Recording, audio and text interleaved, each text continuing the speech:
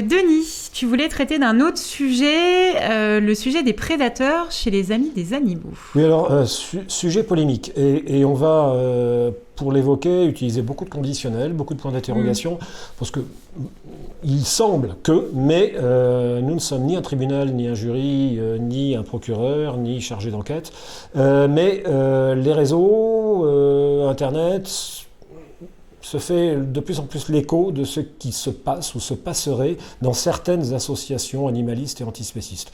En gros, du harcèlement, voire plus, de la part de certains membres de ces associations à l'encontre de femmes ou de jeunes femmes. Il semblerait donc que les loups ne soient pas les seuls prédateurs en liberté dans notre beau pays.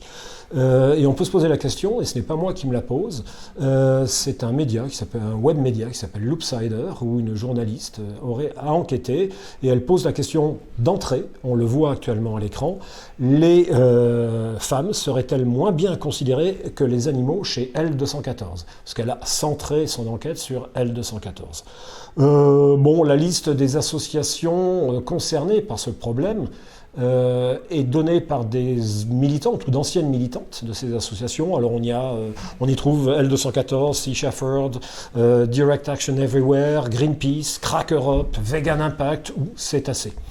Donc en effet, le média Loopsider s'est fendu d'une enquête et d'une vidéo assez parlante. Il y a même un blog qui a été créé par d'anciennes militantes. Le titre de ce blog est parlant, c'est « Plus jamais dans la PA ». PA pour protection animale. C'est parlant.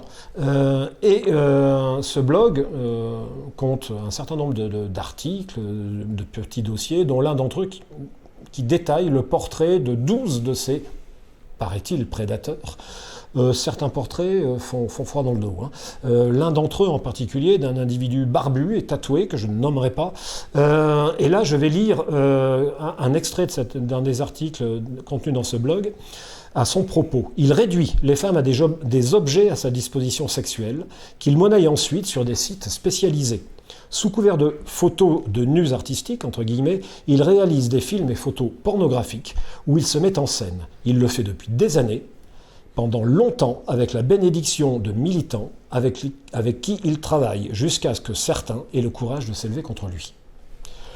Ou alors, le cas suivant, entre guillemets, je cite, « Il y avait aussi notre très cher X, que certains ont défendu bec et ongle. Il a tenté avec un tas de jeunes femmes, messages photos de son sexe, mains baladeuses et j'en passe. » Donc on voit des portraits quand même de gens absolument charmants qu'on aimerait inviter à dîner ou en week-end. Cela ne semble pas limité à L214, puisque j'ai pu trouver aussi sur Twitter des messages qui parlaient de cas semblables au sein de la LPO, en Auvergne, il me semble bien. On voit un tweet là, d'une ex-militante de la LPO qui s'insurge contre ces pratiques. Voilà. On peut aussi dire que Rémi Gaillard, notre ami Rémi Gaillard, semble aussi porté sur la chose, puisqu'il a été mis en cause assez violemment par des associations féministes. Ça a été repris par quelques journaux. On voit ici le Huffington Post ou Femme Actuelle, je crois, et Femme Actuelle. Voilà, pour des mises en scène un peu scabreuses à l'égard de jeunes femmes non consentantes qu'ils prenaient par surprise, qu'ils mettaient en scène par surprise dans des situations scabreuses. Donc apparemment, contrairement à ce que disent nos opposants, ce n'est pas nous qui avons un problème de ce côté-là, mais bien eux.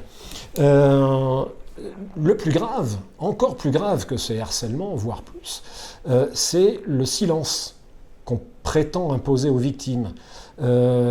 Pourquoi ? Parce que ça nuirait à la cause. On voit ici un tweet de Léo Lester, chargé de campagne chez L214, qui dit à une de ses militantes, voilà, vous lisez le tweet, en gros, tais-toi, parce que ça pourrait nous faire du tort, mais tu fais bien ce que tu veux, bien entendu. Donc les dirigeants, loin d'aider les militantes agressées ou harcelées, leur demandent plutôt de se taire. C'est quand même assez scandaleux.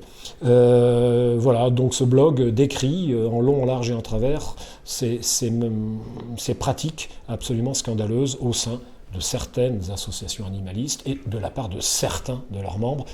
Loin de nous l'idée de généraliser, mais enfin ça m'a l'air assez présent quand même. Voilà. On en entendra encore parler, à mon avis.